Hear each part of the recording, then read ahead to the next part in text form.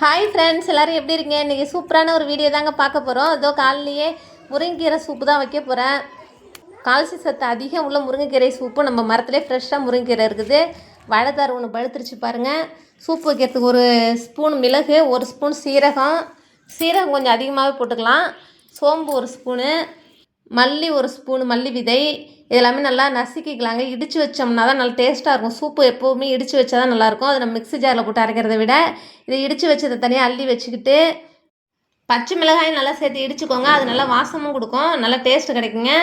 6-7 பல்லு பூண்டு, வெங்காயம் ஒரு 15 போல் எடுத்துக்கலாம். சின்ன வெங்காயம் கொஞ்சம் அதிகமாக எடுத்துக்கலாம். எல்லாத்தையும் நல்லா இடிச்சுக்கிட்டு கீரையுமே இன்றைக்கி இடித்து போட்டு தான் வைக்க போகிறேன். எதையுமே மிக்ஸி ஜாரில் அரைச்சி வச்சோம்னா அதோட டேஸ்ட்டு கொஞ்சம் கம்மி தான். அதனால் கீரையுமே இடித்து எல்லாத்தையுமே போட்டுக்கலாம்.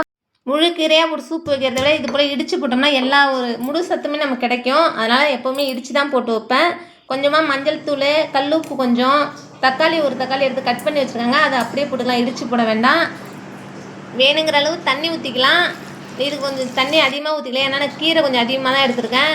தண்ணி ஊற்றினா ஒரு 3 பேர் குடிக்கலாம். நல்லா ஒரு 15 நிமிஷம் போல் நல்லா கொதிக்கட்டும். ரொம்ப தூண்டிட்டோம்னா உடனே சுண்டிடும். மீடியமாக அடுப்பை வச்சுக்கிட்டு கொதிக்க விட்டுட்டு வடிகட்டி குடித்தோம்னா நல்லா காரசாரமாக இருக்குது, செம்ம டேஸ்ட்டாகவும் இருக்குங்க. இது போல் குடிச்சு பாருங்கள். ஏதோ இன்றைக்கி ஒரு ஊருக்கு கிளம்பணும். அதுக்கு சாம்பார், வெண்டைக்காய் சாம்பார் தாங்க வச்சுருக்கேன். சாம்பார்லாம் வச்சுட்டு கிளம்பியாச்சுங்க. ஏதோ எனக்கு ரொம்ப நாளை ஆசை நம்ம முந்திரி மரம் பார்க்க போகணும் அப்படின்ட்டு. எங்கள் ஊரில் தான் ஒரு 25 கிலோமீட்டருங்க. அது நான் ஒரு வருஷமாக யோசிச்சிருந்த, இந்த வருஷம் முந்திரி பழம் பழுக்கும்போது எப்படியாவது போயிடணும் அப்படின்ட்டு.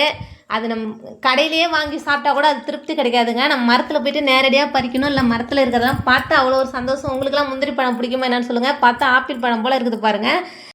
இதோ பக்கத்துலேயும் ஒரு கொள்ளையில் அவங்க பறிச்சுக்கிட்டு இருக்காங்க. இவ்வளோ நாளாக ஏங்கா வரல, முன்னாடியே வந்திருக்கலாம், அவ்வளோ பழம் இருந்தது, இப்போ கடைசி நேரத்துக்கு வந்துடுறீங்களா அப்படின்னாங்க. சரி, இருக்கிறது எவ்வளோ பழம்னாலும் எடுத்துக்கோங்க அப்படின்னு சொன்னாங்க. நானும் அவங்க கூட கொஞ்சம் நேரம் அந்த கொட்டையை திருவி போட்டுவிட்டு, எனக்கு அவ்வளோ ஆசை, நமக்கு கிடைக்காத பொருள் தானே, திருவி போட்டுவிட்டு நான் எடுத்துகிட்டு வந்தேன். அது பார்த்தா எங்களை சொந்தக்கார பசங்களாக இருக்காங்க. எங்கள் அப்பாவுக்கு இரும்புல குறிச்சி தான். இதெல்லாம் ஒரு சின்ன சின்ன சந்தோஷம் தான் நமக்கு. இது ஒன்றும் காசு கொடுத்து வாங்க முடியாதல்ல, அவ்வளோ ஒரு சந்தோஷம் நேரடியாக போய் பறிச்சுட்டு வரதில்ல. ஏதோ தாமரை இலையும் 4 பறிச்சுட்டு வந்துட்டேன். எல்லா வயலும் கொட்டாமிச்சா? ஏன் தேங்காய் அப்படி கொடுக்கலாமா? கொடுக்கக்கூடாது, முழுங்கிடுச்சுன்னா என்ன பண்ணுறது?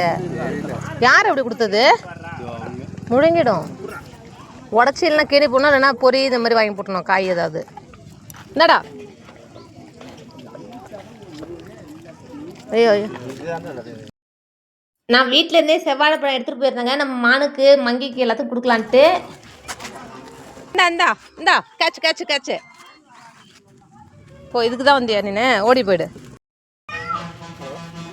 போ. வாழைப்பழத்தை சாப்பிட்டா போயிடு. இந்தங்க சாப்பிடுது மங்கி. இந்தடா கேட்சு ஏய்